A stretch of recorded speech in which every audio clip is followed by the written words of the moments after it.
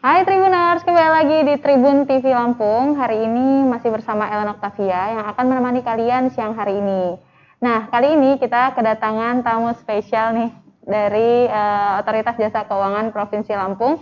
Kita sudah bersama Bapak Bambang Hermanto. Beliau ini adalah Kepala OJK Provinsi Lampung. Halo Bapak, selamat siang. Selamat siang, Mbak Ellen. Oke, sehat ya Pak hari ini Pak?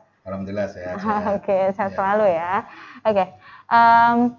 Hari ini kita bakalan ngobrol bareng Bapak Bambang Hermanto. Kali ini temanya yaitu nabung itu kece ya Pak ya.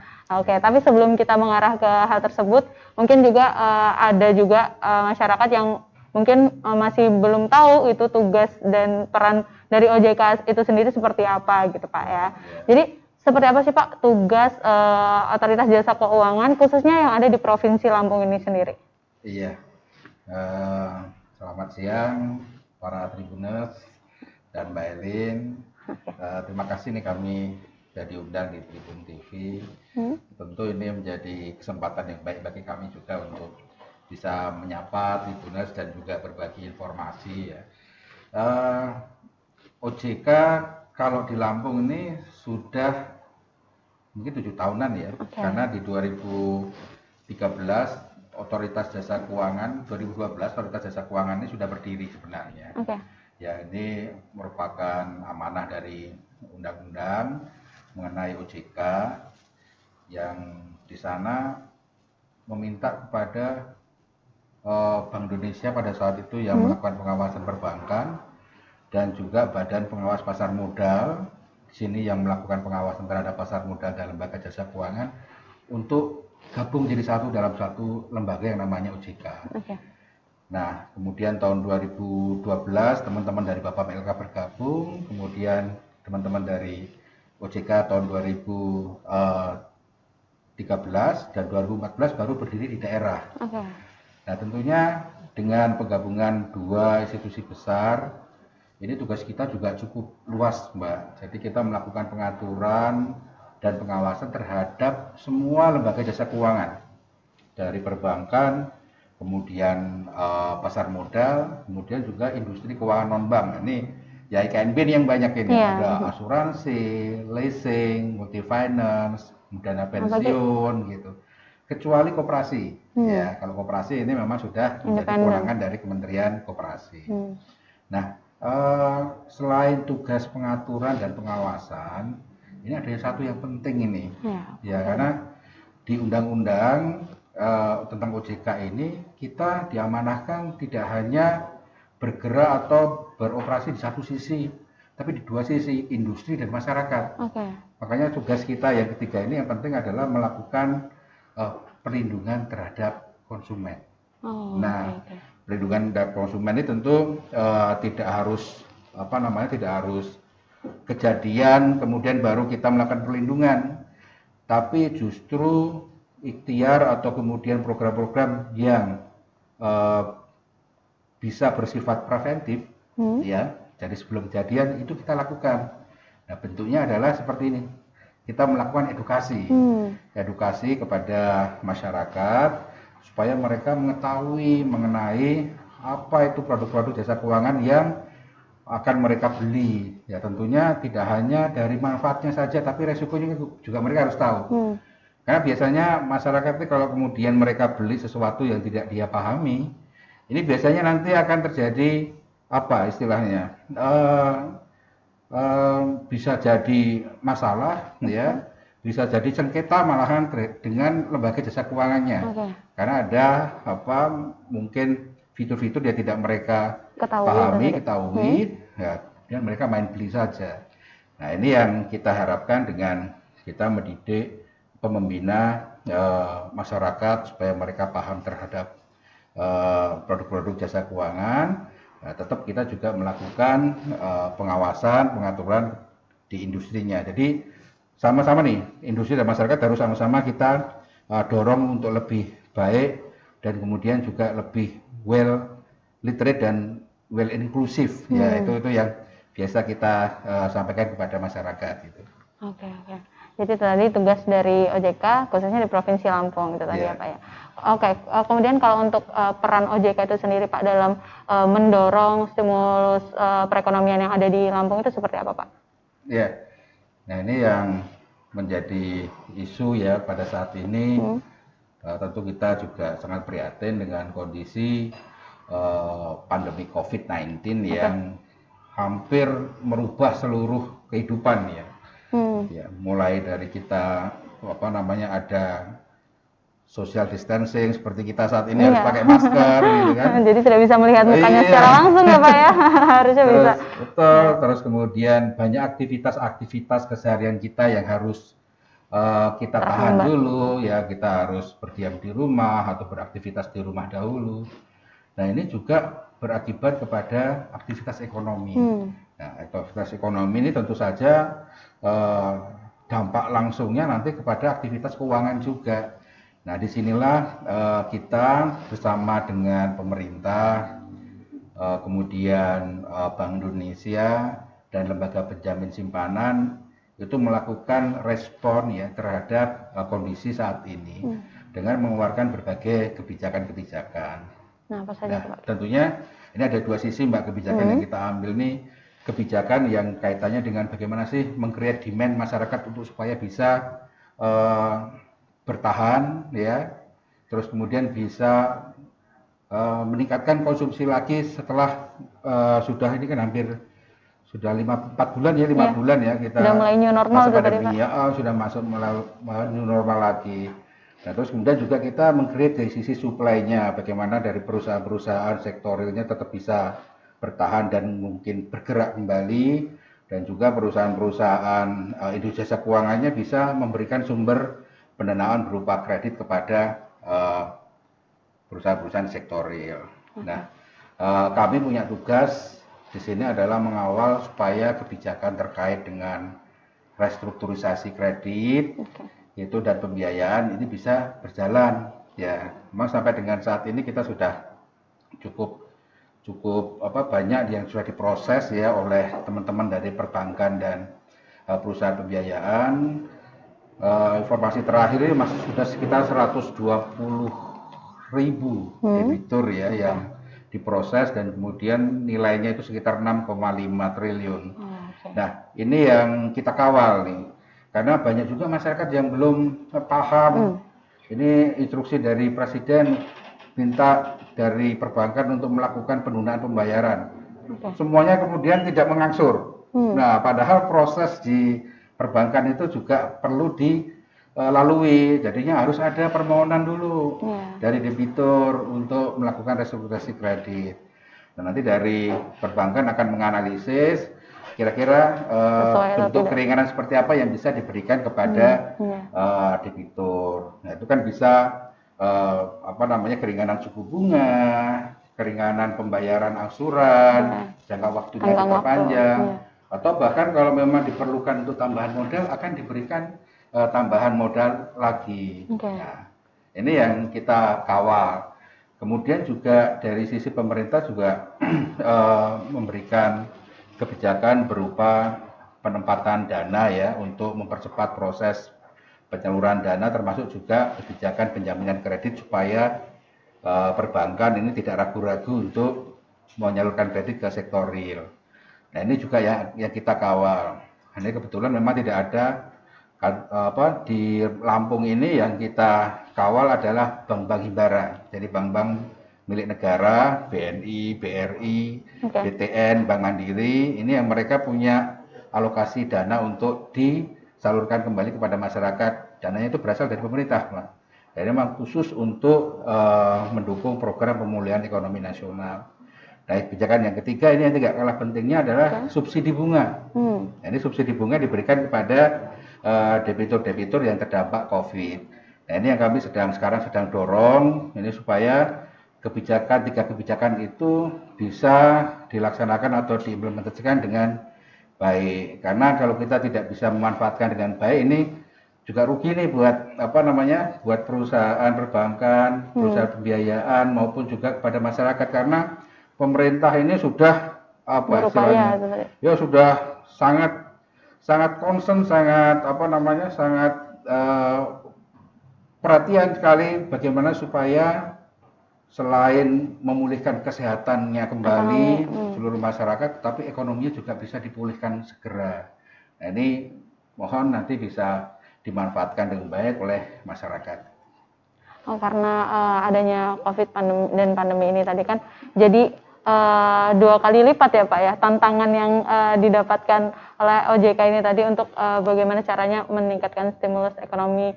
Nah, itu sendiri dari OJK sendiri itu bagaimana Pak? Apakah budaya kerjanya mengalami perubahan atau seperti apa Pak? Oh iya, tentu tadi yang saya bilang hampir semua sisi kehidupan sekarang berubah drastis ya. Okay.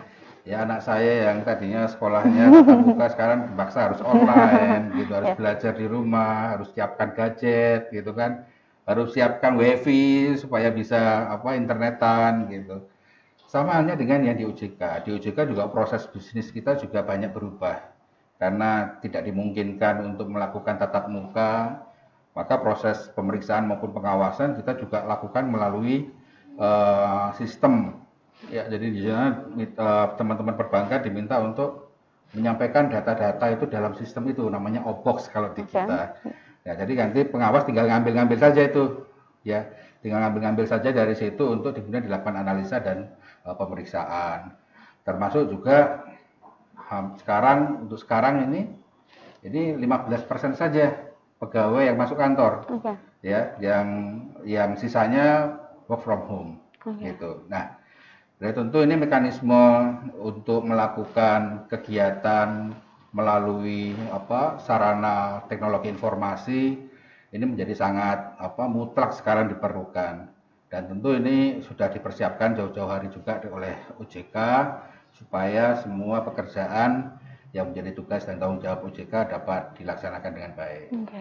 Nah, tadi kan yang Bapak sampaikan terkait dengan kurangnya pemahaman masyarakat mengenai hal-hal yang tadi disampaikan.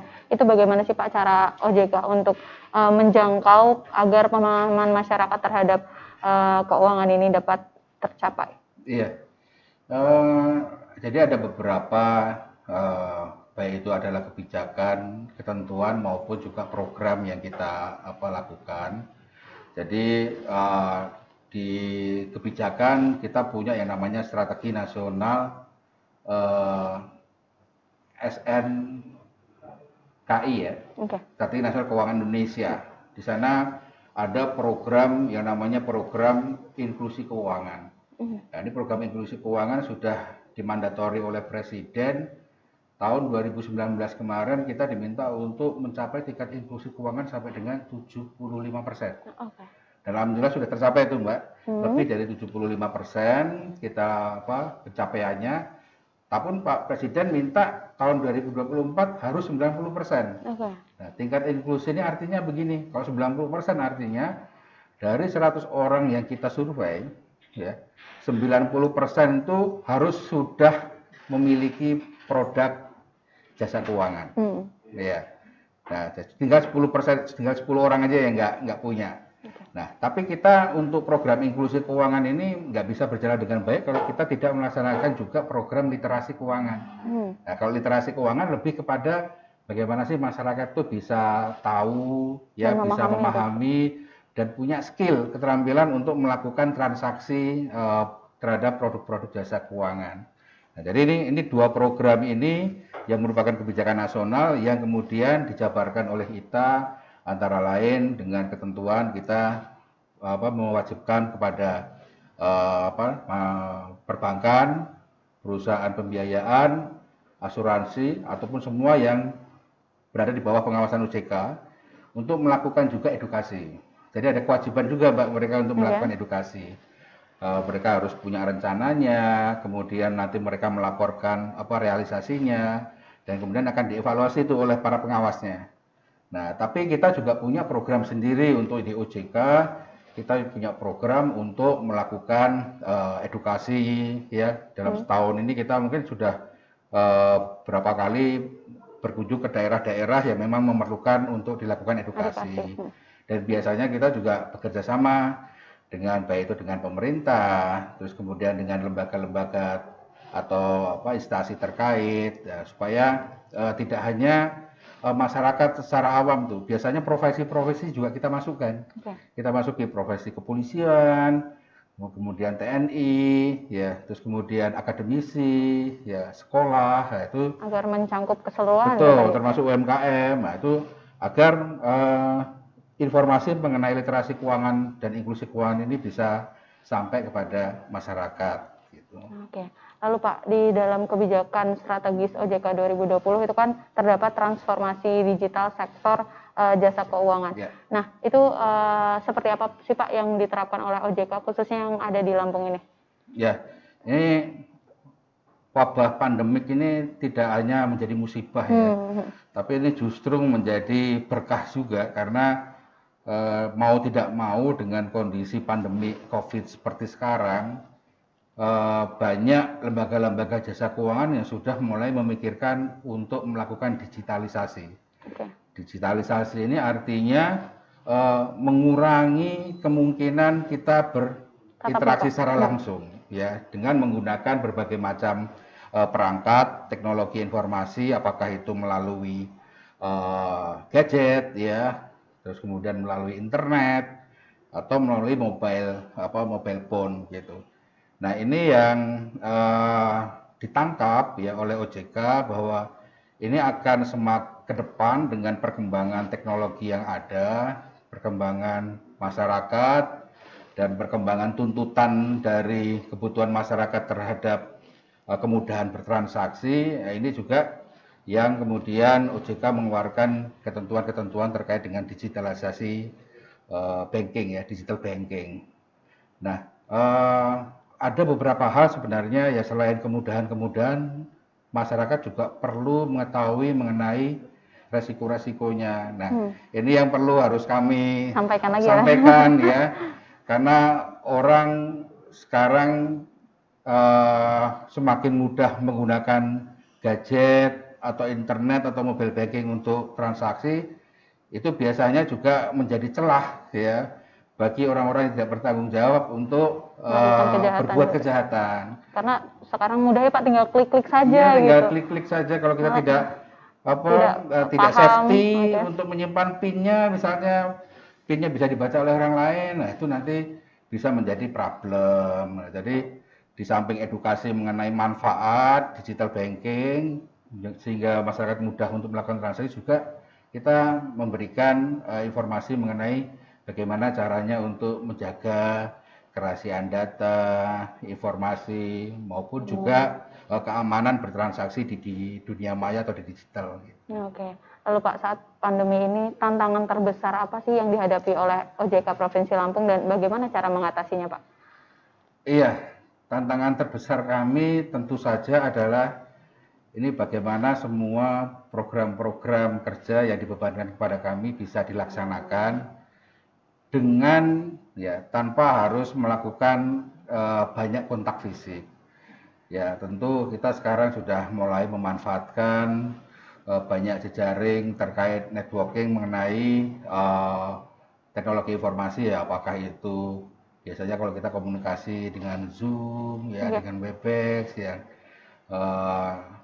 itu yang mungkin menjadi salah satu kendala, karena ketika kita berkomunikasi langsung, ya, kita kan bisa istilahnya bisa menyampaikan pesannya itu lebih maksimal. Nah, sekarang kita harus bertatapannya hanya dengan layar saja gitu. Hanya dengan layar handphone atau layar ini, ya mungkin kita nggak tahu di sana apakah sudah bisa menerima pesan yang kita sampaikan atau belum. Nah, terus kemudian juga tantangan kita adalah kita diamanatkan oleh undang-undang untuk melakukan pemeriksaan bank. Ya, pemeriksaan bank itu sangat rigid ya, perlu melakukan pemeriksaan terhadap dokumen-dokumen. Nah, sekarang ini kan mau nggak mau kita nggak bisa langsung mengunjungi lokasi tempat bank tersebut berada, karena ada pembatasan fisik. Di samping itu juga kita harus mematuhi protokol kesehatan. Ya. Nah, mau nggak mau itu menjadi tantangan kami nih, ya. teman-teman yang tadinya melakukan edukasi bisa datang langsung ke daerah-daerah. Nah, ini sekarang dengan kondisi seperti ini, mau tidak mau kita juga harus mencari akal, ya, mencari terobosan supaya informasi edukasi yang mau kita sampaikan tetap bisa diterima oleh masyarakat. Ya, salah satunya melalui media elektronik seperti ini yang bisa diakses langsung oleh masyarakat di rumah. Oke. Lalu untuk sistem pengawasannya nih Pak, siklusnya. Ketika pandemi ini kan jadi berbeda Pak. Nah itu seperti apa Pak? Perbedaan sebelum pandemi dan siklus pengawasan setelah pandemi ini Pak? Ya, kalau untuk pengawasan sebenarnya kalau siklusnya sama saja ya. Artinya kita harus melakukan analisa terhadap laporan-laporan yang dikirim oleh berbagai jasa keuangan ya. Kemudian kita harus memastikan kita punya informasi yang cukup untuk know your bank atau know your perusahaan, dan kita juga harus bisa menilai ya tingkat kesehatan bank sampai kemudian bisa merekomendasikan perbaikan-perbaikan ataupun peningkatan kinerja mereka. Cuma yang jadi problem itu adalah bagaimana kita bisa melakukan semua itu tanpa harus berkontak fisik. Nah, kita ya tadi saya sampaikan salah satunya kita sudah membuatkan sistem yang namanya Opbox itu untuk bisa memastikan semua informasi tetap bisa kita dapatkan meskipun tanpa melakukan kontak fisik gitu. Dan tetap kita kan punya kewajiban untuk melakukan pemeriksaan bank itu setahun sekali, itu wajib itu karena itu sudah tugas undang-undang. Ya mau tidak mau kita tetap harus melakukan pemeriksaan. Meskipun ada yang kami lakukan remote ya, di remote di kantor dengan pengiriman data dari bank kepada kantor kami, atau bisa juga datang ke bank selama di bank tersebut memiliki cukup ruangan ya, terus kemudian juga protokol kesehatan bisa terpenuhi, itu kita juga bisa lakukan. Oke, jadi tetap sebisa mungkin untuk tetap melakukan tugasnya walaupun dalam keadaan pandemi itu tadi. Betul, ya Pak. Oke. Betul. Lalu untuk ini Pak, tadi kan disampaikan risiko-risiko yang saat ini dengan kemudahan teknologi masyarakat dapat mengakses banyak hal dengan mudah dengan hanya sekali klik, tapi bisa juga menyebabkan risiko. Nah itu risikonya apa saja dan seperti apa sih Pak pesan untuk masyarakat agar tidak mudah untuk terjerumus ke hal-hal yang merugikan kita bersama? Iya, untuk digital ya, layanan digital ini yang pertama barangkali adalah kita harus hati-hati terhadap penggunaan PIN ya, karena PIN itu bersifat pribadi, rahasia, sehingga jangan sampai diketahui oleh orang lain yang tidak diperlukan gitu ya. Mungkin sama istri ya, mungkin sama istri boleh gitu ya, tapi jangan sampai juga anak-anak ngerti, anak-anak bisa saja nanti pakai itu ya, kita nggak tahu. Padahal mereka kan sudah jago tuh kalau masalah gadget ya. Jadi kita harus hati-hati juga. Terus kemudian yang kedua adalah jangan sembarangan untuk mengakses melalui berbagai macam gadget. Ya. Kalau bisa adalah gadget yang memang kita pakai sehari-hari gitu. Ya, karena biasanya kan ada konfirmasi terhadap ketika kita mau masuk ke akunnya itu ya Pak ya. Untuk itu kan ada konfirmasi biasanya diberikan melalui SMS ya kepada si pemegang handphone itu. Nah, sehingga jangan membukanya di berbagai macam gadget. Cukup dengan gadget atau handphone yang kita bawa, atau laptop yang memang laptop milik kita pribadi gitu. Itu ya Pak. Jangan buka di laptopnya teman atau di internet malah di warnet malah. Nah, itu sangat berbahaya. Karena begitu kita masuk kemudian tidak ditutup dengan benar, artinya tidak logout, itu jejaknya masih ada. Itu para ya hacker itu masih bisa itu menelusuri gitu. Nah, terus kemudian juga kita harus hati-hati juga terkait dengan pada saat kita melakukan transaksi ya, melakukan transaksi secara dunia maya itu kan sekali klik nggak bisa dibatalin tuh, susah itu dibatalin ya. Jadi kita harus benar-benar memperhatikan prosedurnya sehingga yang kita transaksikan itu benar. Oke, nampak kita akan break sebentar. Nanti kita bakalan ngobrol lagi bareng Pak Bambang. Dan Tribuners jangan kemana-mana karena setelah ini kita masih akan ngobrol bersama OJK Provinsi Lampung.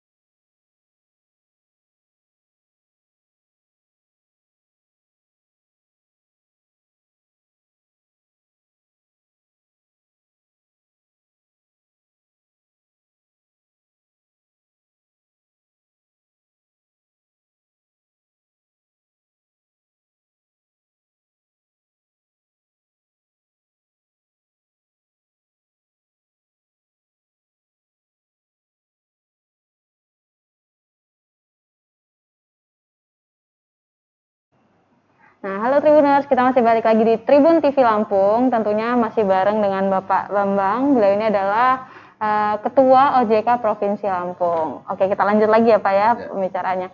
Nah Pak, kita kan tadi akan membahas mengenai nabung itu kece. Ini pasti untuk generasi-generasi muda, anak-anak muda, anak-anak milenial. Nah, sebelumnya Pak, kenapa sih Pak anak-anak muda, kemudian masyarakat juga perlu menabung itu kenapa Pak? Ya. Ini saya perlu ceritakan sejarahnya nih, Mbak. Oke. Dulu kalau nggak salah kita tuh kan ada, kan Mbak Alun kayaknya belum lahir ya. Itu ada yang namanya Tapepram, Tabanas, Taska. Ya itu waktu itu sangat luar biasa. Bagaimana pemerintah mencoba membuat program supaya masyarakat tuh gemar menabung. Nah, cuma pada saat itu kita tidak ada yang namanya hari menabung. Nah, sehingga kemudian oleh OJK terus bekerjasama dengan Komite RSNKI itu mengeluarkan memohon ya kepada Presiden, Pak Presiden, coba apakah bisa dibuat Hari Indonesia Menabung. Nah, sehingga dengan keputusan Presiden nomor 26 tahun kemarin ya 2019 itu ditetapkan Hari Indonesia Menabung itu tanggal 20 Agustus. Ya, 20 Agustus 20 Agustus ya, yang launching pertamanya di tahun 2019 kemarin. Jadi sebentar lagi nih kita akan menyambut Hari Indonesia Menabung ya Pak ya. Hari Indonesia Menabung. Nah, kemudian kenapa kok tadi Tapelpram itu kan untuk pramuka ya, terus Taska itu juga termasuk untuk generasi muda, kemudian Tabanas. Nah, kenapa kita kok mentargetkannya di sasarannya untuk anak-anak muda? Karena kita ingin menciptakan generasi itu yang sudah sejak dini itu memahami terkait dengan produk keuangan. Nah, paling gampang tentu yang kita kenalkan adalah produk simpanan. Ya. Nah, sehingga di beberapa tahun terakhir kita sudah mengeluarkan namanya produk simple. Simpanan pelajar, nah, itu diinisiasi oleh OJK bekerjasama dengan seluruh perbankan. Nah, simpanan pelajar ini dari tingkat PAUD, jadi tingkat anak sebelum sekolah itu pra-TK sampai ke SMA, ya sampai ke SMA. Nah, simpanan pelajar ini termasuk produk yang ramah terhadap mereka. Artinya mereka tidak harus ada biaya administrasi. Ya, terus kemudian juga mereka mau menabung 1.000 pun itu diterima itu di simpanan pelajar. Okay. Nah, hanya saja ini kan kita perlu simpanan pelajar dimanfaatkan oleh sebanyak mungkin siswa, ya. Nah, sehingga kita punya program yang namanya program namanya OSOA. Okay. One Student One Account. Okay. Nah, cuma karena kebarat-baratan kita ganti nih. Tahun ini kita ganti menjadi program kejar. Okay. Ya, program satu rekening satu pelajar. Okay. Gitu. Nah, ini yang kemudian kita minta kepada Kementerian Dalam Negeri dan juga Kementerian Pendidikan Kebudayaan bagaimana supaya program kejar ini bisa lebih masif gitu, sehingga kita meminta kepada Bapak Gubernur, ya, seluruh kepala daerah sebenarnya di Indonesia untuk membuatkan surat edaran. Okay. Nah, surat edaran ini yang kemudian dijadikan dasar untuk sekolah-sekolah mewajibkan satu siswa untuk mempunyai satu rekening.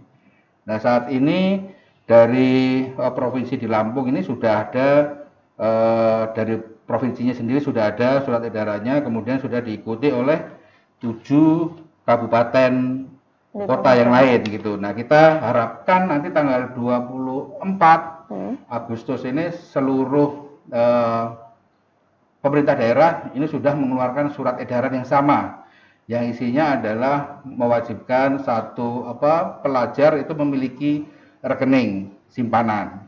Nah, ini yang makanya kemudian kita adakan kegiatan yang merupakan rangkaian dari Hari Indonesia Menabung. Oke. Nah, Pak, lalu seberapa berpengaruh sih tabungan-tabungan yang dilakukan individu-individu ini terhadap perekonomian kita nantinya? Ya, kalau tentu kan untuk membangun suatu daerah, ya, membangun perekonomian kita itu tidak hanya bisa berasal dari anggaran pendapatan belanja negara, nggak bisa hanya dari anggaran pendapatan belanja daerah, tapi juga bisa dari masyarakat. Individu-individu itu tadi ya, Pak, ya. Jadi kalau boleh dibilang sebenarnya di Provinsi Maluku sendiri, sumber pendanaan pembangunan yang berasal dari kredit itu sudah mencapai 65 triliun. Wow. Ya. Besar sekali. Ya, dan itu mungkin yang banyak orang tidak memahami bahwa pembangunan itu sebenarnya juga asalnya dari masyarakat. Dari masyarakat, ya, dari uang yang mereka tabung, uang yang mereka depositokan. Karena dari uang yang mereka tanam diinvestasikan di bank ini oleh bank harus diputar, ya, harus diputar dalam bentuk kredit, pembiayaan yang digunakan bisa untuk konsumsi rumah tangga, ya, bisa untuk modal kerja, bisa untuk investasi barang modal misalnya, untuk beli mesin, ya, mesin untuk produksi dan sebagainya. Berarti dengan tabungan-tabungan yang dilakukan oleh teman-teman yang masih pelajar itu tadi juga ikut membantu dalam perekonomian Indonesia itu sendiri, ya, Pak? Tentu, meskipun kecil, ya. Walaupun 1.000 itu tadi yang diperbolehkan, itu tapi sangat bermanfaat untuk mendanai pembangunan perekonomian di Indonesia dan di Lampung khususnya. Oke. Nah, Pak, lalu bicara mengenai Indonesia Menabung, Hari Indonesia Menabung yang akan jatuh tanggal 20 Agustus ini nanti, apa saja, Pak, yang dipersiapkan oleh OJK untuk menyambut hari tersebut, Pak? Iya, selain meminta kerjasama, ya, dengan pemerintah dalam rangka program kejar tadi, kita juga melakukan berbagai kegiatan, ya. Di antaranya adalah kita ada kegiatan-kegiatan yang spesial ditujukan untuk para generasi muda ini. Ya, jadi kita ada kegiatan yang namanya Simple Creative Campaign Competition. Wow. Ya. Jadi kita memberikan sepenuhnya kreativitas kepada generasi muda yang saat ini ada di tingkat SMP dan SMA untuk membuat apakah itu video, narasi, ya, atau kemudian foto, poster yang isinya adalah mengajak mengenai bagaimana kita bisa berperan serta untuk menabung, ya. Dan inilah yang kita lakukan, mungkin waktunya cukup singkat ya. Jadi sejak tanggal 5 kemarin Agustus sampai dengan tanggal 18. Jadi masih ada waktu nih ya Pak ya? Masih ada waktu. Nanti finalis-finalisnya akan kita tampilkan di kegiatan yang kedua. Nah, kegiatan kedua kita berupa webinar. Ya, ini lebih luas ya, cakupannya. Pelajar, guru, kemudian juga dari pemerintah, bisa juga kemudian dari akademisi dan masyarakat umum yang punya concern terkait dengan digital banking. Karena temanya nanti digital banking ini. Nah, kita melihat sekarang ini kan gadget itu bukan merupakan sesuatu yang asing lagi, ya. Bahkan itu bisa menjadi, nggak tahu kalau nyebutnya istri kedua atau istri pertama. Ya. Jadi teman terbaik untuk kemana-mana ya Pak ya. Karena kita ke kantor nggak bawa handphone tuh sudah serasa gimana kehilangan warna hidup gitu kayaknya. Kalau ke kantor nggak bawa istri nggak apa-apa ya Pak.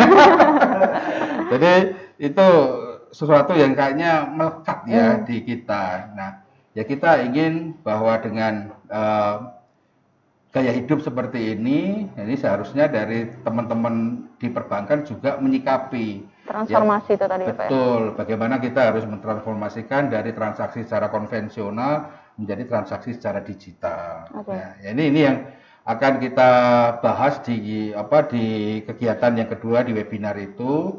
Kita juga akan mengundang nih, nanti ada mudah-mudahan Pak Gubernur nanti bisa memberikan sambutan dan membuka. Kemudian juga ada anggota Komisi 10 DPR RI, Pak Muhammad Kadafi, beliau juga Ketua Kadin Lampung. Terus kemudian juga ada financial planner. Nanti kita minta bagaimana sih mengelola keuangan, bisa dari sudut pandang ibu, ya untuk mengelola keuangan rumah tangga, bisa dari sudut pandang UMKM untuk mengelola usaha, atau dari sudut pandang siswa nih nanti bagaimana mengelola keuangan secara mandiri. Ya, kemudian juga nanti ada dari praktisi perbankan yang akan menjelaskan mengenai fitur digital banking itu nanti seperti apa gitu. Jadi di webinar itu nanti akan banyak sekali edukasi untuk masyarakat ya Pak ya mengenai keuangan. Nah itu kalau untuk webinarnya itu di tanggal berapa Pak? Rencananya tanggal 24 ya, tanggal 24 Agustus. Nah nanti juga ini jangan sampai ada kecemburuan Mbak. Ya, jadi mahasiswa juga nanti kita kasih kasih ini juga kegiatan. Tapi sifatnya karena ini karena mahasiswa dituntut untuk menggunakan nalar berpikirnya lebih baik. Harus lebih kritis gitu ya Pak. Lebih kritis. Kita membuat lomba karya tulis ilmiah. Ya. Ini lomba karya tulis ilmiah nanti terkait dengan peningkatan literasi dan inklusi keuangan di Provinsi Lampung. Kita harapkan banyak ide, gagasan sama terobosan nih ya dari penulisan lomba karya tulis ilmiah ini yang nantinya bisa menjadi mungkin salah satu kebijakan ataupun strategi yang akan kita ambil gitu. Outputnya itu tadi ya Pak ya harapannya. Nah itu kalau untuk tenggang waktunya Pak yang untuk mahasiswa itu berapa lama Pak? Untuk mahasiswa karena ini perlu pemikiran yang mendalam ya. Jadi kita sampai dengan tanggal 5 Oktober. Cukup lama ya Pak ya? Cukup panjang. Nanti karena ini akan kita jadikan sebagai rangkaian, tadi kan rangkaiannya Hari Indonesia Menabung nih, sampai dengan tanggal 24 Agustus. Nah, ini kita rangkaikan sebagai rangkaian kegiatan bulan inklusi keuangan, yang memang jatuh nanti di bulan Oktober.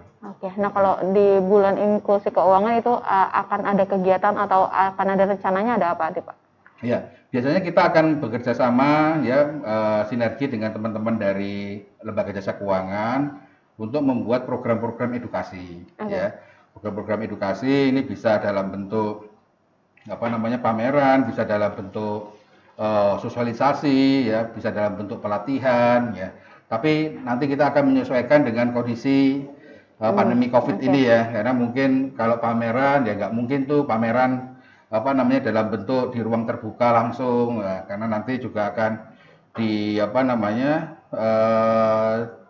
perlu izin juga kan itu dari gugus tugas COVID gitu. Nah, mungkin kita akan mencari bentuk lain yang kira-kira bisa tetap tersampaikan ya terkait dengan inklusi keuangan ini. Oke, kalau untuk kembali lagi ke Hari Indonesia Menabung, Pak, itu harapannya apa sih, Pak, dengan diselenggarakannya berbagai kegiatan yang cangkupannya itu cukup luas ya, dari pelajar, kemudian dari berbagai mahasiswa juga, itu tadi harapannya apa sih, Pak? Ya, harapan kita tentunya generasi muda khususnya ini semakin peduli ya terhadap kemampuan mereka untuk mengelola keuangan. Ya, menabung itu adalah hanya salah satu saja, ya salah satu trigger supaya mereka aware terhadap dana yang mereka mungkin nggak besar ya, uang saku yang diberikan oleh orang tua, uang jajan yang diberikan oleh orang tua, itu seharusnya dia pilah, ya, kemudian dia tata, dia tabungkan, ya. Terus kemudian juga mereka sudah mulai terbiasa untuk disiplin, ya, dalam mengelola keuangan. Nah, kita harapkan dengan ditumbuh kembangkan kesadarannya dari sejak kecil, ini juga nanti akan bisa terbawa sampai kemudian mereka sudah menjadi mahasiswa, sudah menjadi pengusaha barangkali ya, sehingga mereka sudah tidak asing lagi untuk berinteraksi dengan dunia jasa keuangan. Gitu. Lalu Pak, itu tadi kan tagline kita kan adalah menabung itu kece, atau menabung itu keren gitu tadi ya Pak ya. Mungkin untuk men-trigger teman-teman, apalagi yang masih muda-muda itu, statement dari Bapak, kenapa sih menabung itu kece atau keren itu sendiri Pak? Iya, nabung itu berarti kita punya uang. Punya uang. Ya, punya uang itu bukan perkara yang kecil ya, karena ketika kita bisa mengelola uang dengan baik, kita bisa menginvestasikan dengan baik, siapa tahu nanti adik-adik ya generasi muda ini jadi para pengusaha yang sukses. Nah, mulai dari yang kecil kita bisa menjadi besar. Ya, mulai dari yang sederhana kita bisa membangun sebuah usaha yang lebih kompleks lagi. Ya, jadi untuk adik-adik ya, nabung di usia muda itu akan menghasilkan prestasi nanti di usia produktif. Nah, itu saja. Oke. Lalu Pak, itu tadi kan kita sudah menyampaikan kegiatan-kegiatannya. Nah, itu apa sih Pak benefit yang akan didapatkan mereka ketika nanti memenangkan perlombaan ini nanti? Oh ya, ya tentunya kita juga ada apresiasi ya buat para peserta lomba ya. Jadi kita ada hadiah juga, uang tunai, piala dan piagam juga dari OJK. Nah, tapi yang penting adalah bahwa keikutsertaan mereka ini menunjukkan mereka juga peduli terhadap bagaimana untuk bisa meningkatkan awareness dari generasi muda terhadap campaign Gemar Menabung ini. Ya, kita tetap akan memberikan apresiasi lah ya kepada mereka. Oke, lalu Pak, ada nggak rencana ke depannya untuk Indonesia Menabung ini nanti itu dari OJK akan ada pengeluaran kebijakan mungkin atau hal-hal yang terkait dengan menabung ini nanti? Ya, silahkan nanti kan itu ada di Lomba Karya Tulis Ilmiah. Oke. Ide gagasan sampaikan ya, yang orisinil ya, yang apa namanya, kalau orang bilang white sekalipun nggak apa-apa gitu, tapi asal bisa dipertanggungjawabkan secara ilmiah, nanti kita akan coba adopt ya, coba kita buat sebagai strategi untuk peningkatan inklusi keuangan kita ya. Jadi masyarakat, apalagi teman-teman mahasiswa yang biasanya berpikir kritis itu juga bisa ikut serta ya Pak ya dalam perekonomian kita, ikut membantu dan ikut membangun perekonomian itu nanti. Iya. Oke. Lalu Pak, untuk Simple Creative Campaign, nah itu kan diikut sertakan oleh pelajar. Nah itu tuh tingkatannya itu untuk sekolah menengah atau bagaimana Pak? Untuk SMP dan SMA ya, karena untuk yang Simple Creative Campaign ini kan lebih kepada kreativitas. Jadi biasanya kalau anak-anak usia SMP SMA itu sudah matang itu cara berpikir kreatifnya. Dan untuk yang lembaga tulis ilmiah itu mahasiswa, kemudian yang webinar itu lebih umum ya Pak? Umum ya, bisa umum. Lalu untuk peserta yang SMP dan SMA itu bagaimana Pak cara mengikutinya? Apakah mereka harus posting ataukah hanya dikirim ke OJK-nya itu sendiri? Kalau untuk yang simpel kreatif itu nanti mereka kontennya tadi saya sampaikan bisa foto, video poster, narasi, meme mungkin ya juga bisa ya. Dan harus diunggah di Instagram. Ya, diunggah dan di Instagram dan memberikan caption tulisan itu di bawah IG-nya itu maksimal 500 karakter. Ya. Dan yang penting ini harus sebanyak mungkin untuk bisa meraih apa istilahnya itu? Bukan follower apa ya? Likes. Gaptek juga. Likes di Instagram itu karena nanti selain juara-juara yang terbaik juga ada juara favorit yang terbanyak likes-nya. Tapi mereka harus mencantumkan ya hashtag ya, ada hashtagnya nanti di Hari Indonesia Menabung, Aku Generasi Simpel, hashtag inklusi keuangan Lampung, terus kemudian juga inklusi keuangan Indonesia. Nah nanti mereka juga diminta untuk mengikuti menjadi follower dari IG inklusi keuangan Lampung dan OJK Indonesia. Jadi itu syarat-syarat yang harus dipenuhi karena kalau tidak mengikuti jadi follower Instagram yang tadi saya sebutkan sama tidak memberikan hashtag. Itu nanti dianggap tidak memenuhi persyaratan. Gitu. Jadi kami juga bergerak ini ke sekolah-sekolah untuk menginformasikan mengenai kegiatan ini. Dengan diuploadnya itu termasuk salah satu jadi edukasi ya Pak ya, media edukasi untuk ajakan menabung itu tadi ya Pak ya. Betul. Lalu kalau untuk ketentuan yang webinar itu ada ketentuan lebih lanjut tidak Pak? Ya, kalau untuk yang webinar sebenarnya nanti kita akan menggunakan media Zoom ya. Media Zoom yang nanti kami akan informasikan kepada para peserta yang mungkin sekarang kita akan khususkan di pelajar guru, ya kemudian di lembaga jasa keuangan sama Pemda. Tapi kami juga nanti akan publikasikan ya agar bisa juga diikuti oleh masyarakat secara umum ya mengenai materi-materi digital banking ini. Dan itu ada ketentuannya atau tidak dan bagaimana Pak cara pendaftarannya? Ketentuan khusus sih tidak ada ya. Nanti hanya ikut daftar saja ya, bisa ke OJK atau nanti langsung ke lewat link biasanya link yang nanti akan dipublikasikan oleh OJK. Itu nanti langsung ikut bergabung saja ya. Tapi lebih cepat lebih baik karena kita juga ada kuotanya nanti ya. Ada kuotanya. Itu bisa jadi teman-teman jika ingin bergabung di webinarnya itu bisa segera mendaftar ya Pak ya. Nah yang terakhir nih Pak, ketentuan untuk yang perlombaan di mahasiswa itu tadi. Kalau yang untuk mahasiswa ini bisa diikuti seluruh mahasiswa di Provinsi Lampung ya. Dan untuk lomba karya tulisnya ada persyaratan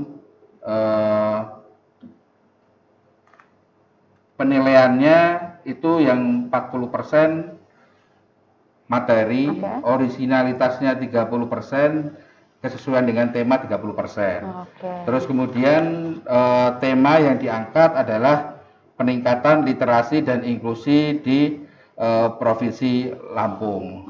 Ya, nanti ini jurinya juga Pak Sekda nanti kami minta untuk jadi juri juga gitu dari perwakilan provinsi, nanti dari OJK dan kemudian juga nanti dari akademisi. Karena waktunya masih lama itu tadi, jadi bisa dipersiapkan ya Pak ya untuk teman-teman mahasiswa nih yang ingin bergabung di kegiatan ini untuk segera mempersiapkan materinya lalu untuk membuatnya. Ya, nanti kalau misalnya kurang jelas bisa hubungin di OJK Provinsi Lampung ya. Nomor kontaknya ada di nomor kontak atau di Instagramnya mungkin Pak di Inklusi Lampung ya di Indonesia bisa di inklusi keuangan underscore Lampung, ya, Instagramnya, atau bisa juga di nomor 0721 486 021. Ya. Dan untuk teman-teman yang berkeinginan untuk ikut dengan apresiasi yang tadi akan juga diberikan oleh OJK untuk segera mendaftarkannya ya Pak ya. Apalagi yang untuk pelajar itu kan hanya sebentar sampai tanggal 18. Sampai tanggal 18. Oke. Terima kasih Pak sudah bergabung di Tribun TV Lampung untuk penyebaran informasi mengenai Hari Indonesia Menabung. Semoga untuk Tribuners yang ingin bergabung ke kegiatan ini bisa langsung melihat di Instagramnya inklusi keuangan underscore Lampung ya Pak ya. Sekian acara hari ini. Saya Alur Octavia pamit undur diri. Bye. Bye. Salam Tribuners. Salam Tribuners.